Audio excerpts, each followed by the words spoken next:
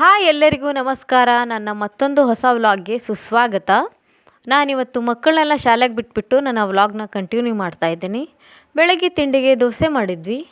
ದೋಸೆ ಜೊತೆಗೆ ಮೊಟ್ಟೆ ಪಲ್ಯ ಚೆನ್ನಾಗಿರುತ್ತೆ ಅಂದ್ಕೊಂಡು ಮೊಟ್ಟೆ ಪಲ್ಯನೆಲ್ಲ ಮಾಡಿ ನಾನು ತಿಂಡಿಯೆಲ್ಲ ತಿಂದ್ಕೊಂಡು ಅಡುಗೆ ಕೆಲಸನ ಸ್ಟಾರ್ಟ್ ಮಾಡಿದೆ. ಅಡುಗೆಗೆ ಏನಪ್ಪ ಮಾಡೋದು ಅಂದ್ಕೊಂಡಾಗ ಇವತ್ತು ಮಜ್ಜಿಗೆ ಸಾರು ಮಾಡಿದ್ರಾಯ್ತು ಅಂದ್ಕೊಂಡು ಒಂದು ಜಾರಿಗೆ ಹಸಿಮೆಣಸು, ಕೊತ್ತಂಬರಿ, ಶುಂಠಿ, ಬೆಳ್ಳುಳ್ಳಿ, ಒಂದು ಸ್ವಲ್ಪ ಜೀರಿಗೆ ಹಾಕ್ಕೊಂಡು ಈ ರೀತಿ ತರಿಯಾಗಿ ರುಬ್ಬಿಟ್ಕೊಂಡು, ಆಮೇಲೆ ಇನ್ನೊಂದು ಜಾರಿಗೆ ಮನೆಯಲ್ಲೇ ಮೊಸರು ಹೆಪ್ಪಾಕಿರಲಿಲ್ಲ ಅಂದ್ಕೊಂಡು ಅಂಗಡಿಯಿಂದ ಒಂದೆರಡು ಮೊಸರು ಪ್ಯಾಕೆಟ್ ತೊಗೊಂಬಂದೆ. ಆ ಮೊಸರನ್ನೇ ಈ ರೀತಿ ಒಂದು ಮಿಕ್ಸಿ ಜಾರಿಗೆ ಹಾಕ್ಕೊಂಬಿಟ್ಟು ನೀರು ಹಾಕ್ದೇ ನುಣ್ಣಗೆ ರುಬ್ಕೊಂಬಿಡಿ. ಆಮೇಲೆ ಒಂದು ತೋಪನ್ನ ಬಿಸಿಗೆ ಇಟ್ಕೊಂಡು ಅದಕ್ಕೊಂದು ಸ್ವಲ್ಪ ಸಾಸಿವೆ, ಒಂದು ಸ್ವಲ್ಪ ಕರಿಬೇವಿನ ಸೊಪ್ಪು ಹಾಕ್ಕೊಂಡು ಇವಾಗ ರುಬ್ಬಿಟ್ಕೊಂಡಿರುವಂಥ ಪೇಸ್ಟನ್ನು ಹಾಕ್ಕೊಂಡು ಒಂದು ಸ್ವಲ್ಪ ಹಸಿ ವಾಸನೆ ಹೋಗೋವರೆಗೂ ಲೋ ಫ್ಲೇಮ್ನಲ್ಲಿ ಚೆನ್ನಾಗಿ ಕೈಯಾಡಿಸಿ, ಇವಾಗ ಒಂದು ಅರಿಶಿನ ಪುಡಿ, ಒಂದು ಸ್ವಲ್ಪ ರುಚಿಗೆ ಉಪ್ಪು ಹಾಕಿಬಿಟ್ಟು ಇವಾಗ ಸ್ಟವ್ ಆಫ್ ಮಾಡಿಬಿಟ್ಟು ಇವಾಗ ರುಬ್ಕೊಂಡಿರುವ ಮಜ್ಜಿಗೆನ ಅದಕ್ಕೆ ಹಾಕಿಬಿಡಿ. ನಿಮಗೆಷ್ಟು ದಪ್ಪ ಬೇಕೋ ಅಷ್ಟು ಹಾಕ್ಕೊಂಡು ನೀರು ಹಾಕ್ಕೊಂಡು ಇವಾಗ ಒಂದು ಸ್ವಲ್ಪ ಹಸಿ ಈರುಳ್ಳಿನ ಹಾಕ್ಕೊಂಬಿಟ್ಟು ಮಜ್ಜಿಗೆ ಸಾರನ್ನು ಕುದಿಸೋಕ್ಕೆ ಹೋಗ್ಬಿಡಿ, ಸ್ಟವ್ ಆಫ್ ಮಾಡಿಬಿಡಿ. ಇವಾಗ ನೋಡಿ, ಇದು ಹಪ್ಪಳ ಮತ್ತು ಸಂಡಿಗೆ ಜೊತೆಗೆ ಚೆನ್ನಾಗಿರುತ್ತೆ. ಹಿತ್ತಲಲ್ಲಿ ಅಬ್ಬಲಿಗೆ ಮತ್ತು ಮಲ್ಲಿಗೆ ಬಿಟ್ಟಿತ್ತು ಅಂದ್ಕೊಂಡು ಹೂವೆಲ್ಲ ಕಟ್ಬಿಟ್ಟು ನನ್ನ ಊಟನೆಲ್ಲ ಮುಗಿಸ್ಕೊಂಡು ಅಷ್ಟೊತ್ತಿಗೆ ಮಗನೂ ಶಾಲೆಯಿಂದ ಬಂದಿದ್ದ. ಅವನ ಜೊತೆಗೆ ತಮಾಷೆ ಎಲ್ಲ ಮಾಡ್ತಾ ಹಾಗೆ ಹೊರಗಡೆ ಕೂತ್ಕೊಂಡಿದ್ದೆ. ಅವನು ಅಮ್ಮ ನಾನು ಚಹಾ ಮಾಡ್ತೀನಿ ಅಂದ್ಕೊಂಡು ಅಲ್ಲಿ ಹಳೆ ಕಿತ್ಲಿ ಬಿದ್ದಿತ್ತು, ಅದನ್ನೇ ತೊಗೊಂಡೋಗಿ ಅಮ್ಮ ಚಹಾ ಮಾಡ್ಕೊಂಬರ್ತೀನಿ ಅಂದ್ಕೊಂಡು ಹಾಗೆ ತಮಾಷೆ ಮಾಡ್ತಾ ಕೂತ್ಕೊಂಡಿದ್ವಿ. ಅಷ್ಟೊತ್ತಿಗೂ ನನ್ನ ದೊಡ್ಡ ಮಗಳು ಶಾಲೆಯಿಂದ ಬಂದು ಅವಳಿಗೆ ಇವತ್ತು ಮೀಶೋದಿಂದ ಒಂದು ಹೊಸ ಬಟ್ಟೆ ತೊಗೊಂಡಿದ್ವಿ. ಅವಳು ಅದನ್ನು ನೋಡ್ತಾ ಇದ್ದಂಗೆ ಅಮ್ಮ ತುಂಬ ಚೆನ್ನಾಗಿದೆ ಅಂದ್ಕೊಂಡು ಕುಣ್ಕೊಂಡು ಖುಷಿ ಆಗ್ತಾಯಿದ್ಲು. ಅಷ್ಟೊತ್ತಿಗೆ ಅವ್ರಿಗೆ ಹಸಿವಾಗಿತ್ತು ಅಂದ್ಕೊಂಡು ಮನೆಗೆ ಎಲ್ಲರಿಗೂ ಹೋಳಿಗೆ ತರಿಸಿದ್ವಿ. ಹೋಳಿಗೆನೆಲ್ಲ ಬಿಸಿ ಮಾಡಿಕೊಟ್ಟು ಮಕ್ಕಳಿಗೂ ಕೊಟ್ಟು ನಾನು ತಿಂದ್ಕೊಂಡು, ಆಮೇಲೆ ಅವಳು ಹೊಸ ಬಟ್ಟೆನ ಒಂದು ಸಲ ಅಮ್ಮ ಹಾಕ್ಕೊಂಡು ನೋಡ್ತೀನಿ, ನಾನೊಂದೆರಡು ಫೋಟೋ ತೆಗಿ ಅಂದ್ಲು. ಆಯಿತು ಮಗ ಅಂದ್ಕೊಂಡು ಅವಳಿಗೆ ಬಟ್ಟೆನೆಲ್ಲ ಹಾಕಿಬಿಟ್ಟು ಮತ್ತು ಆಮೇಲೆ ಸ್ವಲ್ಪ ಚಹಾ ಮಾಡು ಅಂದರು. ಚಹಾನೆಲ್ಲ ಮಾಡಿಬಿಟ್ಟು ನಾನು ಒಂದು ಸ್ವಲ್ಪ ತಲೆ ಕೂದಲೆಲ್ಲ ಉದುರ್ತಾ ಇತ್ತು ಅಂದ್ಕೊಂಡು ತಲೆಗೆ ಒಂದು ರೋಸ್ಮೆರಿ ವಾಟ್ರ್ ಮಾಡ್ಕೊಂಡ್ರೆ ಆಯಿತು ಅಂದ್ಕೊಂಡು ಮಾಡೋಕ್ಕೆ ಸ್ಟಾರ್ಟ್ ಮಾಡಿದೆ. ಬೆಳಗ್ಗೆನೇ ಒಂದು ತಣ್ಣೀರಿನಲ್ಲಿ ಒಂದು ಸ್ಪೂನು ಮೆಂತ್ಯ, ಒಂದೆರಡು ಲವಂಗ, ಎರಡು ಚಕ್ಕೆನ ನೆನೆ ಇಟ್ಟಿದ್ದೆ. ಅದಕ್ಕೆ ಒಂದೆರಡು ಸ್ಪೂನಷ್ಟು ರೋಸ್ಮೆರಿ ಹಾಕಿ ಒಂದು 5 ನಿಮಿಷ ಈ ಕಲರ್ ಬರೋವರೆಗೂ ಕುದಿಸಿ ಇವಾಗ ತಣ್ಣಗೆ ಮಾಡೋಕ್ಕೆ ಇಟ್ಟಿದ್ದೀನಿ. ಇವಳು ಶಾಲೆಯಲ್ಲಿ ಏನೋ ಕ್ರಾಫ್ಟ್ ಕೊಟ್ಟಿದ್ರು ಅಮ್ಮ ಅಂದ್ಕೊಂಡು ಮಾಡಿದ್ಲು. ಅಷ್ಟೊತ್ತಿಗೆ ಮಕ್ಕಳ ಜೊತೆ ತಮಾಷೆ ಮಾಡಿಕೊಂಡು ರೋಸ್ಮೆರಿ ವಾಟ್ರ್ ಮಾಡಿದ್ದೆಲ್ಲ ತಣ್ಣಗಾಗಿತ್ತಲ್ವ, ಅದನ್ನ ಒಂದು ಲೋಟಕ್ಕೆ ಶೋಧಿಸ್ಕೊಂಡು ಇಟ್ಕೊಂಡಿದ್ದೆ. ತುಂಬ ಆಗಿದ್ರೆ ನೀವೇನು ಮಾಡಬೇಕು ಗೊತ್ತಾ, ತುಂಬ ಆದರೆ ತೆಗೆದಿಟ್ಕೋಬೋದು. ಈ ರೀತಿಯಾಗಿ ಒಂದು ಸ್ಪ್ರೇ ಬಾಟ್ಲ್ ಇರುತ್ತಲ್ವ ಮನೆಯಲ್ಲಿ, ಸ್ಪ್ರೇ ಬಾಟಲ್ನ ಹಾಕಿಟ್ಟು ದಿನಕ್ಕೆ 1 ಅಥವಾ 2 ಸಲ ನೀವು ಈ ರೀತಿ ಎಲ್ಲ ಕೂದಲಿಗೆ ಚೆನ್ನಾಗಿ ಹಚ್ಚಿ ಒಂದು 5 ನಿಮಿಷಗಳ ಕಾಲ ಮಸಾಜ್ ಮಾಡೋದ್ರಿಂದ ಕೂದಲು ಉದುರಿದ್ರೆ ತುಂಬ ಉದ್ದನೂ ಬರುತ್ತೆ ಅಥವಾ ಕೂದಲು ತುಂಬ ಸ್ಟ್ರಾಂಗ್ ಆಗುತ್ತೆ. ಟ್ರೈ ಮಾಡಿ ನೋಡಿ. ಆಮೇಲೆ ಮನೆಗೆಲ್ಲ ತರಕಾರಿ ತೊಗೊಂಬಂದಿದ್ರು, ತರಕಾರಿನೆಲ್ಲ ತೆಗೆದಿಟ್ಬಿಟ್ಟು ಮಕ್ಕಳು ಬಾಳೆಹಣ್ಣಿನ ರಸಾಯನ ಮಾಡಿಕೊಡು ಅಮ್ಮ ಅಂದ ತಕ್ಷಣ ಅವ್ರಿಗೆ ರಸಾಯನ ಎಲ್ಲ ಮಾಡಿಕೊಟ್ಟು ನ್ಯೂ ಇಯರ್ ಸೆಲೆಬ್ರೇಷನ್ಗಂತ ನಾನು ನಾನ್ ವೆಜ್ ಅಡುಗೆನ ಮಾಡೋಕ್ಕೆ ಸ್ಟಾರ್ಟ್ ಮಾಡಿದೆ.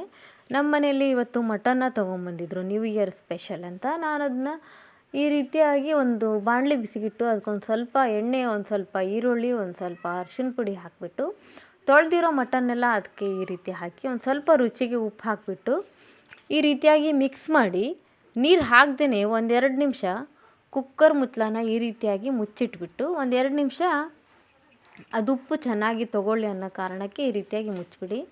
ಇವಾಗ ನೋಡಿ, ನಿಮಗೆ ಎಷ್ಟು ಬೇಕೋ ಅಷ್ಟು ನೀರು ಹಾಕ್ಕೊಂಬಿಟ್ಟು ಒಂದು 10 ವಿಸಲನ್ನ ಕೂಗಿಸ್ಕೊಂಬಿಡಿ. ಇವಾಗ ಕುಕ್ಕರ್ ತಣ್ಣಗಾಗಿದೆ. ಕುಕ್ಕರ್ ತಣ್ಣಗಾದ್ಮೇಲೆ ಈ ರೀತಿಯಾಗಿ ನಮ್ಮ ಮನೇಲಿ ಸೂಪ್ ಬರುತ್ತಲ್ವ, ಅದನ್ನು ಮಕ್ಕಳಿಂದ ಹಿಡಿದು ದೊಡ್ಡವ್ರ ತನಕನೂ ಕುಡಿತಾರೆ.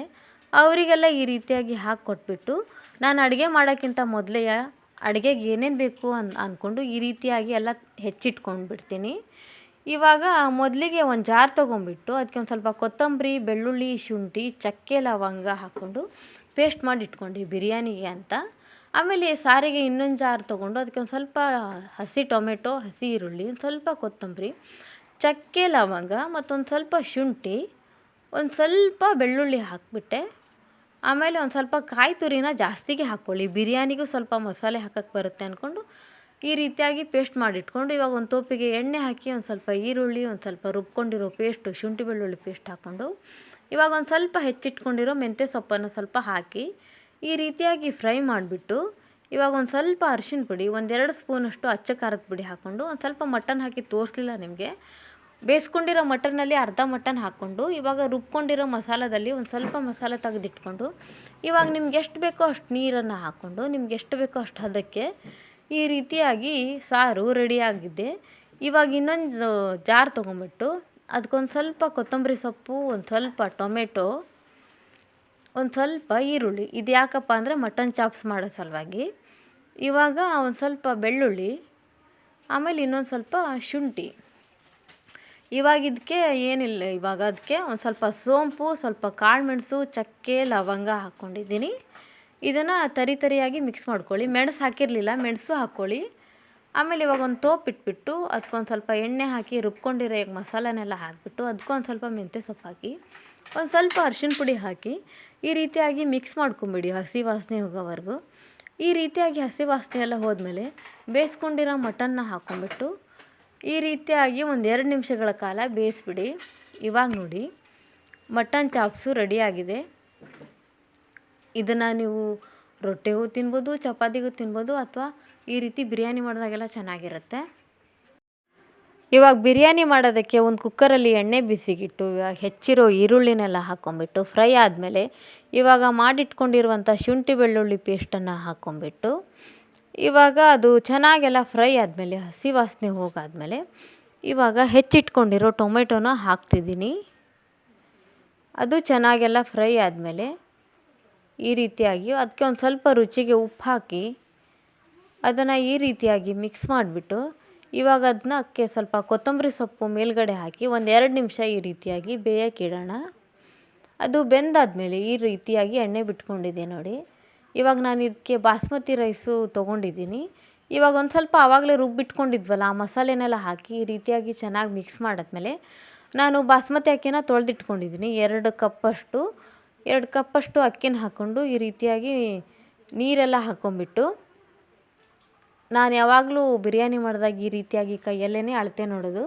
ಇವಾಗ 1-2 ನಾನಿಲ್ಲಿ 2 ವಿಸಿಲ್ ಮಾಡ್ಕೊತಿದ್ದೀನಿ. ನಿಮ್ಗೆ ಎಷ್ಟು ಬೇಕೋ ಅಷ್ಟು ವಿಸಿಲ್ ಮಾಡ್ಕೊಂಬಿಡಿ.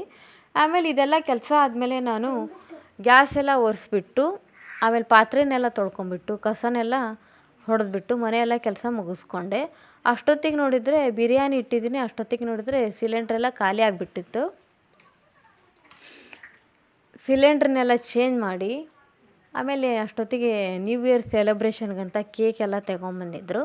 ಕೇಕು ಮತ್ತು 7 ಅಪ್ ಎಲ್ಲ ಎತ್ತಿಟ್ಬಿಟ್ಟು ಅಷ್ಟೊತ್ತಿಗೆ ಬಿರಿಯಾನಿ ತಣ್ಣಗಾಗಿತ್ತು. ಬಿರಿಯಾನಿ ಇಲ್ಲಿ ನೋಡಿ ಈ ರೀತಿಯಾಗಿ ಬಂದಿದೆ. 1 ವಿಸಿಲಾಗಿದ್ದರೆ ಸಾಕಾಗಿತ್ತೇನೋ, ತುಂಬ ಮೆತ್ತಗಾಗಿಬಿಟ್ಟಿತ್ತು. ಈಗ ಮಾಡೋರಿದ್ದರೆ 1 ವಿಸಿಲೇ ಮಾಡಿ. ಅಷ್ಟೊತ್ತಿಗೆ ಮಕ್ಕಳಿಗೆಲ್ಲ ಊಟ ಹಾಕ್ಕೊಟ್ಟು ನಾವು ಊಟ ಎಲ್ಲ ಮಾಡಿ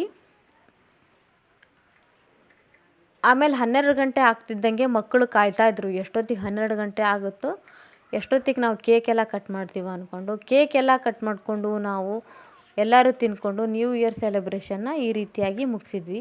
ಈ ನನ್ನ ವಿಡಿಯೋ ಇಷ್ಟ ಆಗಿದ್ದರೆ ನಿಮಗೆ ಪ್ಲೀಸ್ ನನ್ನ ಚಾನಲ್ನ ಸಬ್ಸ್ಕ್ರೈಬ್ ಮಾಡಿ.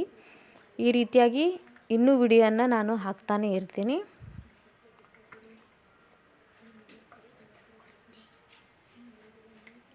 ಸಿಗೋಣ ಇವಾಗ ಮತ್ತೊಂದು ನನ್ನ ಹೊಸ ವ್ಲಾಗ್ನಲ್ಲಿ. ಎಲ್ಲರಿಗೂ ಈ ನನ್ನ ವಿಡಿಯೋ ಇಷ್ಟ ಆಗಿದೆ ಅಂತ ಅಂದ್ಕೊಳ್ತಾ ಇದ್ದೀನಿ.